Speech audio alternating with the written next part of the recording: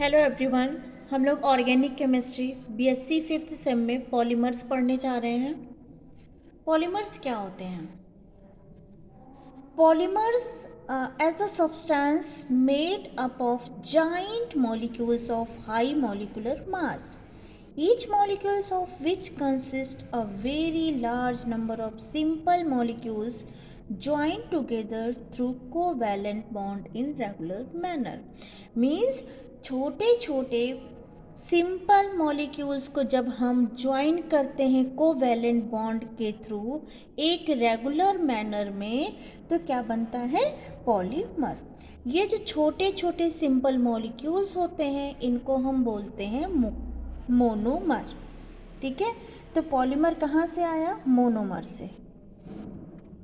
ये जो मोनोमर्स होते हैं, कई मोनोमर्स आपस में ज्वाइन होते हैं। ठीक है, नंबर ऑफ मोनोमर्स आपस में ज्वाइन होते हैं, ढेर सारे मोनोमर्स, और किसका फॉर्मेशन करते हैं? पॉलीमर का। अब ये जो पॉलीमर होते हैं, ये मोनोमर्स आपस में कोवेलेंटली जो बाउंड होते हैं, एक दूसरे से जुड़ते हैं, तब पॉलीमर्स बनते हैं। मोनोमर्स क्या होते हैं? इनका मॉलिक्यूलर मास कम होता है, और पॉलीमर जब ये फॉर्म करते हैं तो इनके दोनों मास आपस में जुड़ जाते हैं, इसीलिए इनका मॉलिक्यूलर मास कैसा हो जाता है? हाई मॉलिक्यूलर मास हो जाता है। इसमें एक वर्ड आता है रिपीट यूनिट। बार बार मोनोमर्स रिपीट होते रहते हैं और पॉलीमर का फॉर्मेशन करते हैं। तो जो पॉलीमर होते हैं ये आपके दो तरह के होते हैं। एक होता है आपका होमोपॉलीमर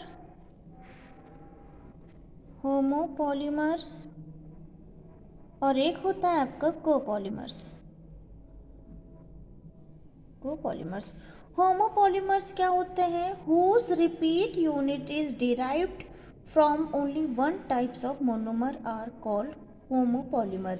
मतलब इनका जो मोनोमर होता है ये एक ही तरह के मोनोमर्स आपस में ज्वाइन हो जाते हैं और होमोपॉलीमर का फॉर्मेशन करते हैं। फॉर एग्जाम्पल इथाइलिन, जैसे फॉर एग्जाम्पल पॉलीइथाइलिन, जैसे इथाइलिन के कई मोनोमर आपस में ज्वाइन होंगे, इनका पॉलीमराइजेशन होगा और पॉलीमराइजेशन के बाद ये क्या बना लेंगे?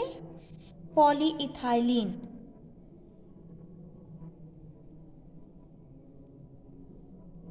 ठीक है, ढेर सारे मोनोमर आपस में ज्वाइन होके क्या बना लेंगे? पॉलीइथाइलिन।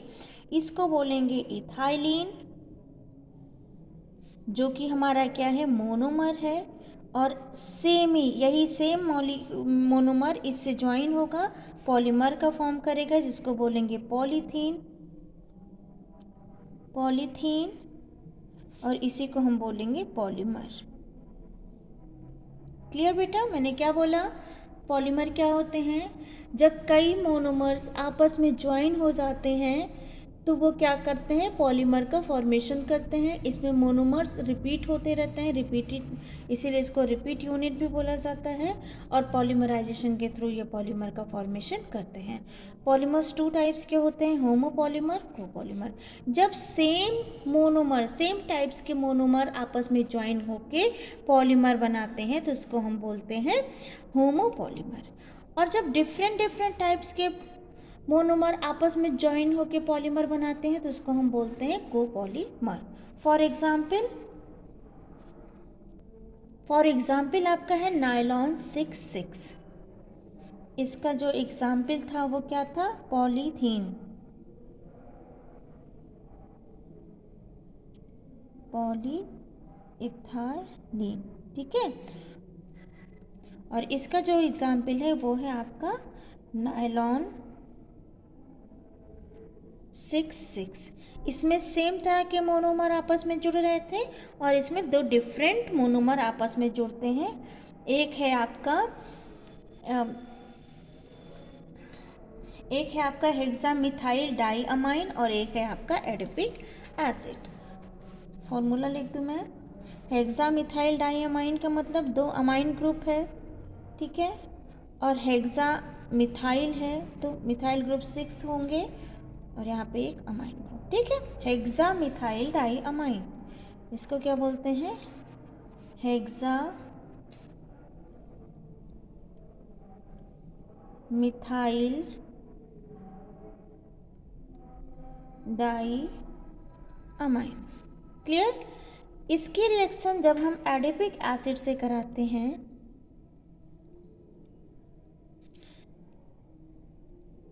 ये होता है एडिपिक एसिड का फॉर्मूला, ठीक है। इसको बोलते हैं एडिपिक एसिड, ये भी मोनोमर है और ये भी मोनोमर है, एडिपिक एसिड, ठीक है बेटा। ये भी मोनोमर है, ये भी मोनोमर है, लिख दें यहाँ पे मोनोमर, और ये भी मोनोमर है। ये दोनों आपस में कंबाइंड होके नायलॉन 6 का फॉर्मेशन करते हैं, जिसको हम पॉलीमर बोलते हैं। देखो यहाँ पे एक हाइड्रोजन निकल जाएगा, 2 फंक्शनल ग्रुप है इसलिए वाटर मॉलिक्यूल निकलेगा और इसका OH निकलेगा, तो यहाँ पे हम क्या लिख सकते हैं? NHCH2 का होल 6, यहाँ पे NH, ठीक है, यहाँ भी हाइड्रोजन निकलेगा, ये क्या इससे जुड़ जाएगा तो ये क्या हो जाएगा CO, क्योंकि वाटर मॉलिक्यूल निकल रहा है तो ये बन जाएगा CH2 का होल 4 और फिर क्या हो जाएगा CO।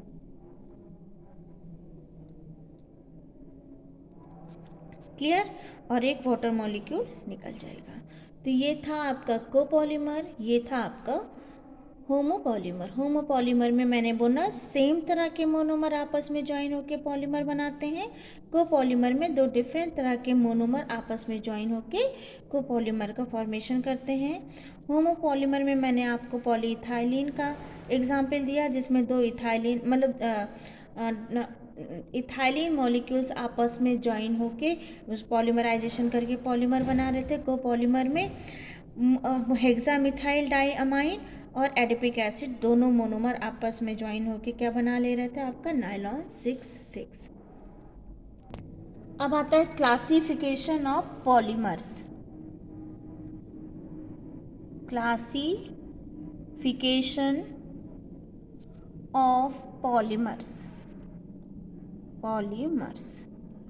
अगर हम पॉलीमर का क्लासिफिकेशन करें तो सबसे पहला क्लासिफिकेशन होता है बेस्ड अपॉन द सोर्स के बेसिस पे हम इसका क्लासिफिकेशन कैसे करेंगे।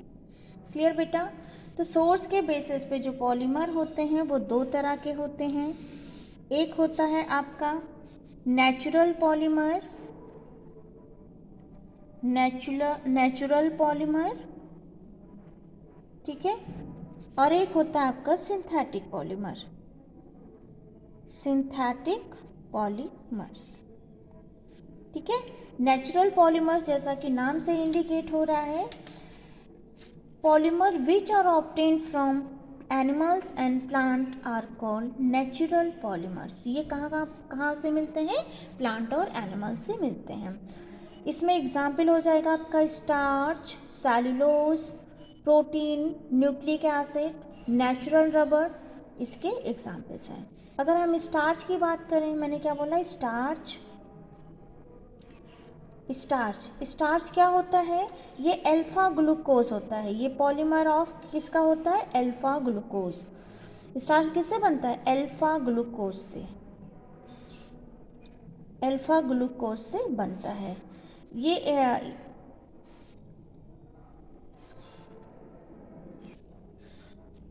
क्या बोल सकते हैं स्टार्च को हम? It is a polymer of alpha glucose. It is a chief food reserve of plant and animals and is made up of 2 fraction. 2 fraction से मिलकर बने होते हैं अल्फा ग्लूकोज। एक होता है आपका एमाइलोज और दूसरा होता है आपका एमाइलोपेक्टिन,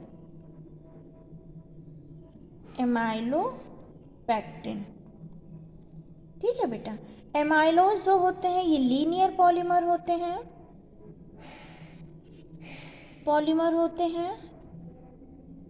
और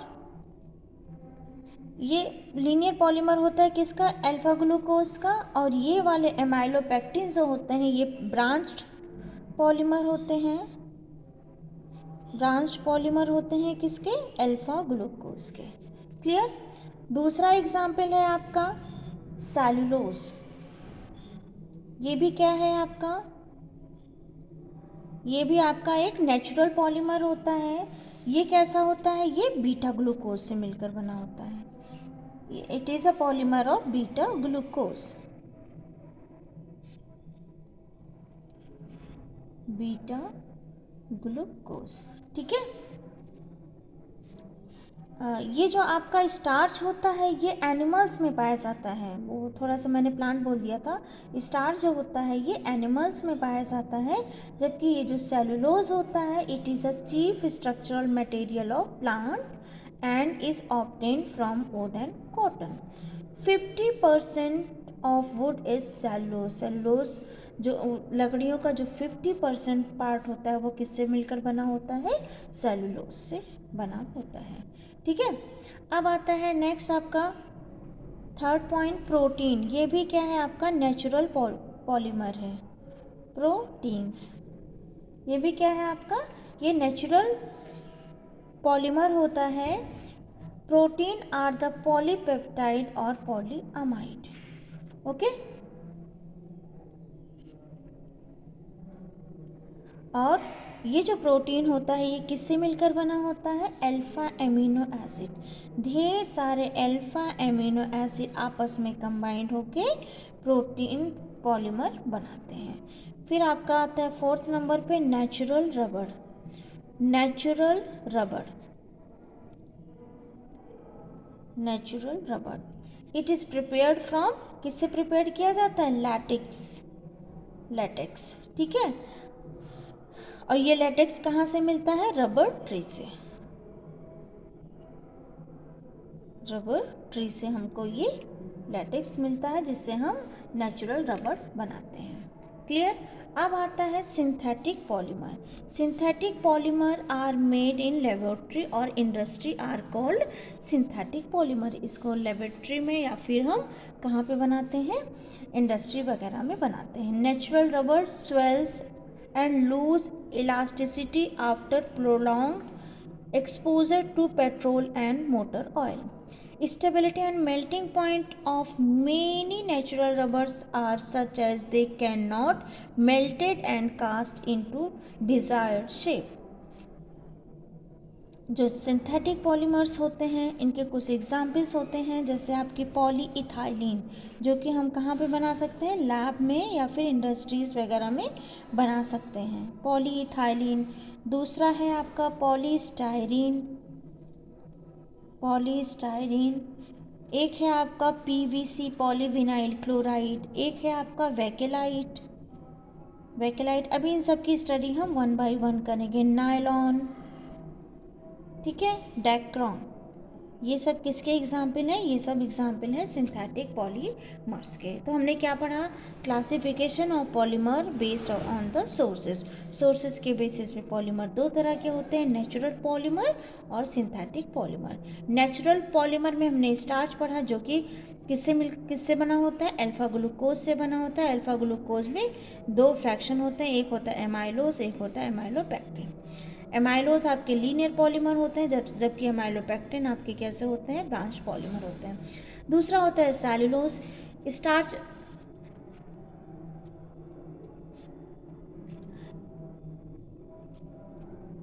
ARCS था, ठीक है।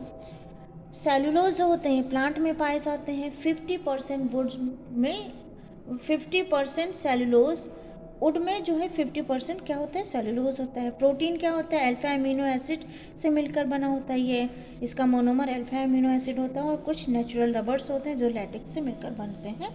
फिर उसके बाद मैंने आपको सिंथेटिक पॉलीमर बताया, जिसमें polyethylene, polystyrene, polyvinyl chloride, bakelite, nylon और डेक्रॉन हमने बताया। अब हम पढ़ेंगे based on structure. Next classification हम पढ़ेंगे पॉलीमर का बेस्ड अपॉन स्ट्रक्चर। स्ट्रक्चर के बेसिस पे देखा जाए तो जो पॉलीमर होते हैं वो 3 तरह के होते हैं। एक होता है लीनियर पॉलीमर और एक होता है आपका ब्रांच्ड पॉलीमर,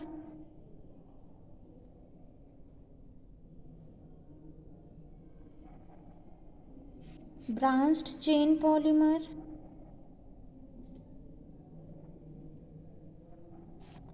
और एक होता है आपका 3 dimensional network polymer. 3 dimensional network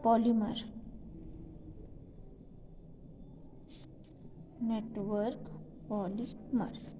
okay बेटा, जो लीनियर पॉलीमर होते हैं इनके मोनोमर लीनियर में एक दूसरे से क्या होते हैं, जुड़े होते हैं। ब्रांच पॉलीमर का शेप कुछ इस तरह से होते हैं, ब्रांचेस होते हैं इसमें, ठीक है। और 3 डायमेंशनल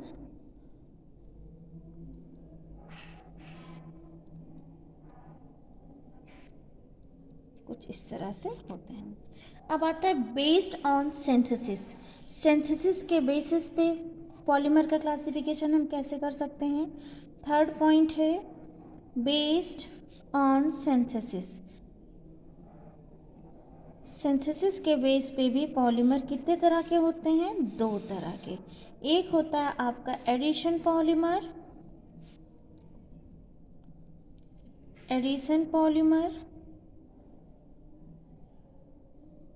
पॉलीमर्स और एक होता है आपका कंडेंसेशन पॉलीमर्स, ठीक है। एडिशन पॉलीमर्स क्या होते हैं, in this type of polymerization the molecules of the same or different monomer simply added to one another in repetition, ठीक है। इन एडिशन पॉलीमर में जो मोनोमर होते हैं वो सिंपली सिर्फ ऐड होते जाते हैं। बॉन्ड, अब ये जो एडिशन होता है फ्री रेडिकल के थ्रू भी हो सकता है, कैटायनिक के थ्रू भी हो सकता है और एनायनिक के थ्रू भी हो सकता है। ये सिर्फ ऐड होते हैं, इसमें से कुछ भी निकलता नहीं है।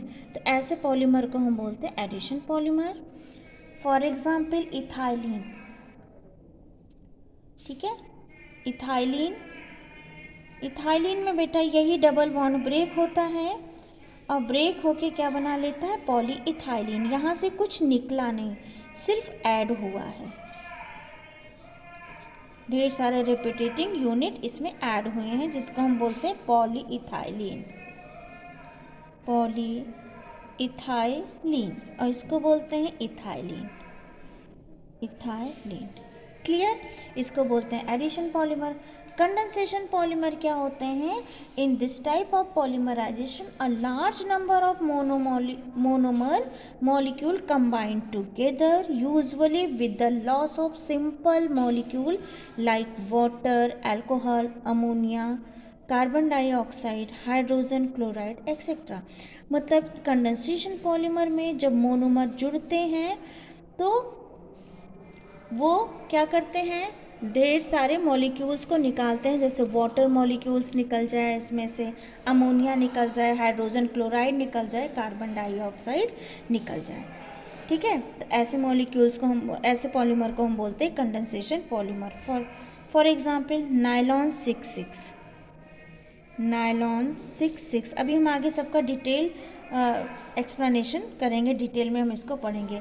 नायलॉन 66 में क्या होता है, हमने आपको बताया था हेक्सामिथाइल डाइअमाइन और एडिपिक एसिड आपस में जब जुड़ते हैं तो ये दोनों क्या रखते हैं, 2 फंक्शनल ग्रुप। जैसे देखिए इसका, अगर हम इसका स्ट्रक्चर ड्रॉ करें, हेक्सामिथाइलिन डाइअमाइन, अब देखो यहाँ पे हमने 2 अलग अलग मोनोमर लिए हैं, कोपोलीमर का एग्जाम्पल है ये। यहाँ पे हमने जो लिया है इसको बोलते हैं हेक्सामिथाइलिन डाइअमाइन और इसको बोलते हैं एडिपिक एसिड। इसमें जो फंक्शनल ग्रुप है वो एसिडिक ग्रुप है और इसमें जो फंक्शनल ग्रुप है अमाइन ग्रुप है। तो कंडेंसेशन पॉलीमर में जो मोनोमर होते हैं इनके पास दो तरह के फंक्शनल ग्रुप होते हैं, और ये दोनों फंक्शनल ग्रुप आपस में जब कंबाइंड होंगे तो यहाँ से OH और यहाँ से H निकलेगा, तो ये क्या बना लेंगे, वाटर मॉलिक्यूल्स यहाँ से कंडेंस हो जाएगा। ठीक है, तो ऐसे डिफरेंट मोनोमर्स होते हैं, जब आपस में जुड़ते हैं तो पॉलीमर का फॉर्मेशन करते हैं, और इस पॉलीमराइजेशन के ड्यूरेशन में वाटर निकल जाता है या फिर आपका कार्बन डाइऑक्साइड निकल जाता है, HCl निकल जाता है। ठीक है, तो इस टाइप की चीज़ें निकलती हैं। तो जैसे इसका पॉलीमराइजेशन होगा तो हम क्या लिखेंगे, इसका जो पॉलीमर बनेगा वो क्या बनेगा, NH, एक हाइड्रोजन यहाँ से निकल गया, CH2 का होल 6 NH। ठीक है, यहाँ से वाटर मॉलिक्यूल एक निकला तो ये बन जाएगा आपका C डबल बॉन्ड O, फिर यहाँ पे बनेगा CH2 का होल 4, फिर बनेगा आपका ये C डबल बॉन्ड O, और यहाँ पे क्या लग जाएगा आपका N, प्लस में वाटर मॉलिक्यूल कंडेंस हो जाएगा। क्लियर, समझ में आ रहा है आपको? ठीक, नेक्स्ट क्लासिफिकेशन है based on mode of addition of monomer unit. ये कौन सा नंबर है, 4th नंबर है आपका, बेस्ड ऑन मोड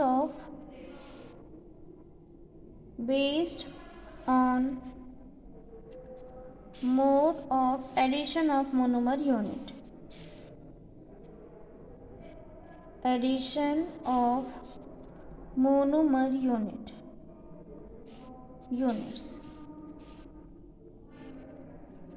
ठीक है, अब इसके एडिशन ऑफ मोनोमर यूनिट के बेस पे इसको दो तरह से क्लासिफाई कर सकते हैं। एक है आपका chain growth polymer,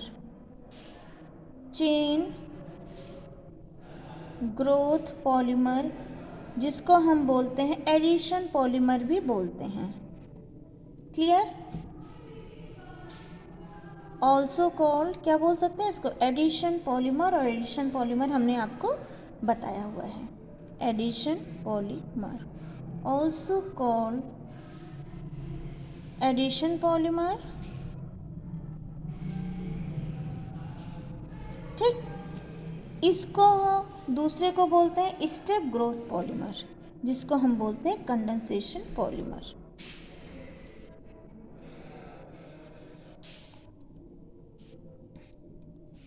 Polymers also called step growth polymer,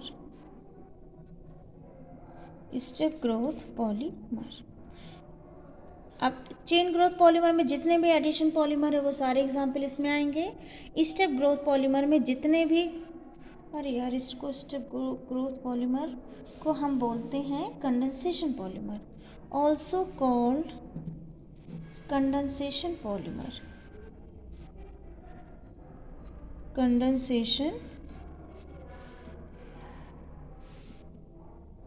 polymers. Clear, अब हम पढ़ेंगे एडिशन या फिर जिसको हम चेन ग्रोथ पॉलीमर बोलते हैं, उनका पॉलीमराइजेशन कैसे होता है। अब आता है एडिशन, जिसको हम बोलते हैं चेन ग्रोथ पॉलीमराइजेशन। ये कैसे होता है, तो ये जो होता है आपका फ्री रेडिकल विनाइल पॉलीमराइजेशन होता है। इसमें क्या होता है, फ्री रेडिकल विनाइल पॉलीमराइजेशन इसमें हम पढ़ते हैं। In this type of polymerization involve chain reaction and make use of catalyst which are known to generate free radicals। मतलब ये जो होते हैं चेन ग्रोथ पॉलीमराइजेशन, इसमें हम क्या करते हैं, कुछ ऐसा कैटलिस्ट लेते हैं जो फ्री रेडिकल का फॉर्मेशन करते हैं। ठीक है, चेन ग्रोथ पॉलीमराइजेशन में क्या होता है, डबल बॉन्ड ब्रेक होता है और उससे अदर मोनोमर आके जुड़ते हैं। तो ये डबल बॉन्ड जो ब्रेक हो रहा है ये 3 तरह से ब्रेक हो सकता है, 2 तरह से, या तो होमोलिटिक फ्यूज़न हो जिसमें फ्री रेडिकल का फॉर्मेशन हो, या फिर हेट्रोलिटिक फ्यूज़न हो जिसमें कैटायनिक और एनायनिक बने। तो अभी हम जो पढ़ने जा रहे हैं वो है फ्री रेडिकल पॉलीमराइजेशन। ठीक, तो मेरा जो टॉपिक है वो है फ्री रेडिकल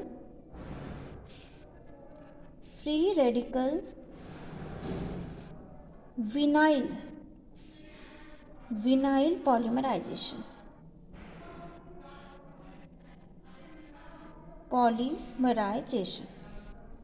ठीक है बेटा, इसमें क्या होता है, हम कुछ कैटलिस्ट यूज़ करते हैं, ये आपके ऑर्गेनिक और इनऑर्गेनिक दोनों तरह से हो सकते हैं। इसमें हम परऑक्साइड लेते हैं, जैसे बेंजोइल परऑक्साइड ले लिया हमने, हाइड्रोजन परऑक्साइड ले लिया और पोटेशियम परबोरेट लिया है। इस फ्री रेडिकल्स में हम कुछ catalyst use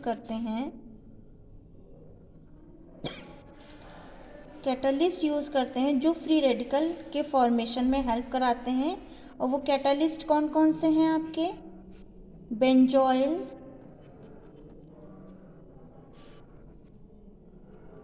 benzoyl peroxide, hydrogen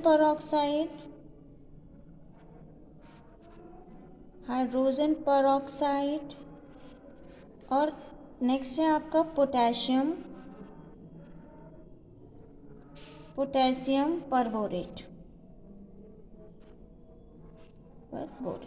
ठीक है, ये जो होते हैं कैटलिस्ट, ये क्या करते हैं, फ्री रेडिकल के फॉर्मेशन में हेल्प करते हैं। अब होता क्या है, विनाइल क्लोराइड या फिर स्टायरीन या पॉलीस्टायरीन, ये सब क्या करते हैं, ये सब विनाइल ग्रुप कंटेन करते हैं।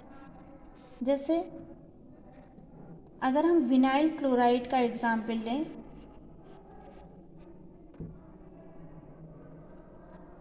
विनाइल पॉलीमराइजेशन कर रहे हैं तो विनाइल क्लोराइड का एग्जाम्पल देखें तो ये होता है आपका CH2CHCl। अगर हम स्टायरीन का एग्जाम्पल देखें तो ये कंटेन करता है CH2 डबल बॉन्ड CH और यहाँ पे एक ग्रुप। ठीक, अगर हम प्रोपाइलीन की बात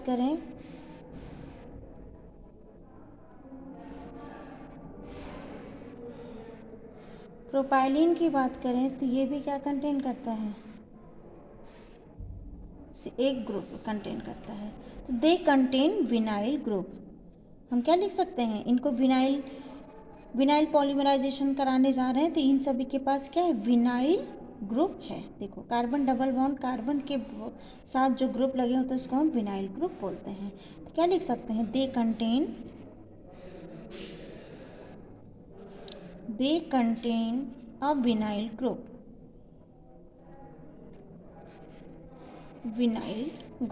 क्लियर बेटा। अब ये होता कैसे है प्रोसेस, अब हम इसकी जगह जी लिख देते हैं।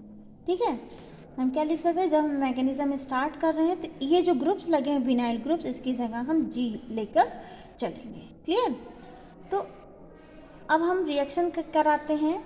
ये रिएक्शंस स्टेप्स में, वो क्या बोलते हैं, ये रिएक्शंस जो होती हैं फ्री रेडिकल रिएक्शंस होती हैं वो स्टेप में होती हैं, 3 स्टेप में, chain initiation step, chain propagation step और चेन टर्मिनेशन स्टेप। ठीक है, तो हम क्या बोल सकते हैं, the mechanism of free radical vinyl polymerization may be described by the condensing the polymerization of an ethylenic compound. ठीक है, हमने कोई एक इथाइलेनिक कंपाउंड लिया है, जैसे हमने लिया CH2 डबल बॉन्ड CH और यहाँ पे हमने एक ग्रुप लगा दिया। ठीक है, अब इसकी रिएक्शन हम कराएंगे in the presence of organic peroxide. ठीक है, in the presence of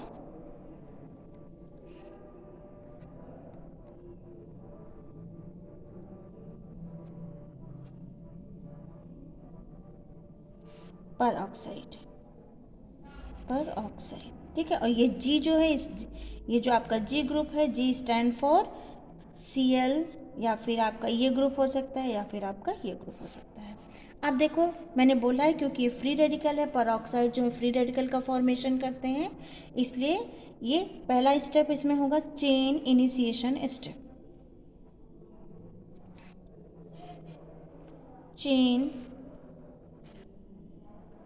initiation step. Chain initiation step में क्या होता है, सबसे पहले जो हम पेरोक्साइड लेते हैं वो फ्री रेडिकल का फॉर्मेशन करते हैं। तो यहाँ पे जो हमने पेरोक्साइड लिया है ये क्या करेगा, ये ब्रेक हो जाएगा COO फ्री रेडिकल में, अगेन ये ब्रेक होगा R फ्री रेडिकल और CO2 में। ठीक है, अब ये जो R फ्री रेडिकल है, R फ्री रेडिकल पे ये जो ग्रुप हमने लिया है CH2 डबल बॉन्ड CH और G, ये इलेक्ट्रॉन डेंसिटी यहाँ पे ज़्यादा है, ये इस फ्री रेडिकल पे अटैक करेगा। जब ये इस फ्री रेडिकल पे अटैक करेगा, अब फ्री रेडिकल एक यहाँ पे आ जाएगा, एक इलेक्ट्रॉन इसके साथ गया तो बॉन्ड बन गया और एक इलेक्ट्रॉन फ्री होकर इस कार्बन पे चला गया। तो इसको हम क्या लिख सकते हैं, R CH2 single bond CH और G। ठीक है, यहाँ पे एक फ्री रेडिकल का फॉर्मेशन हो गया। ये स्टेप आपकी कौन सी कहलाती, चेन इनिशिएशन स्टेप। अब सेकेंड स्टेप आता है chain propagation step. Chain propagation step.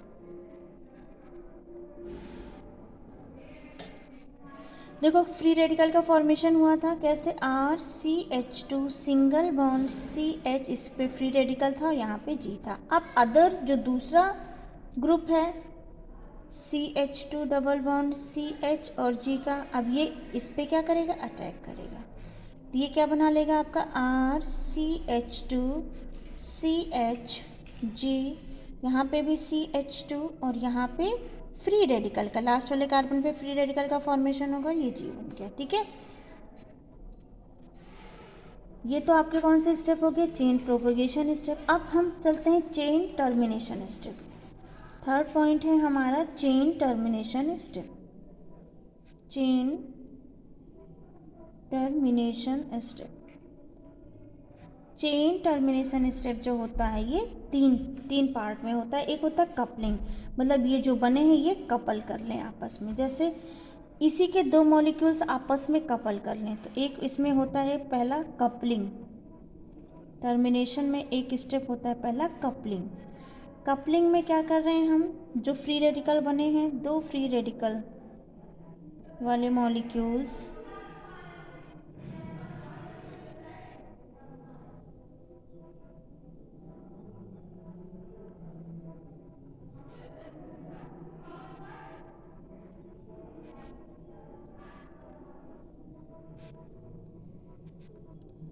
ये आपस में कपल कर लें और एक पॉलीमर का फॉर्मेशन कर दें।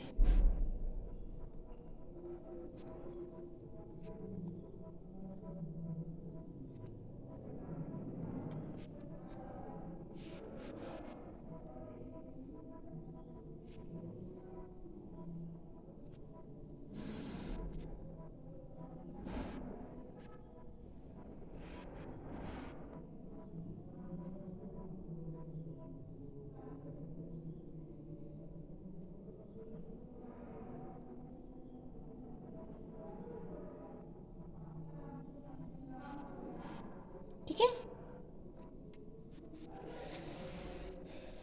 या तो यही दोनों फ्री रेडिकल्स आपस में कंबाइंड हो जाएं, या फिर एक ये फ्री रेडिकल ले लो RCH2CH, यहाँ पे G है का होल N CH2CH,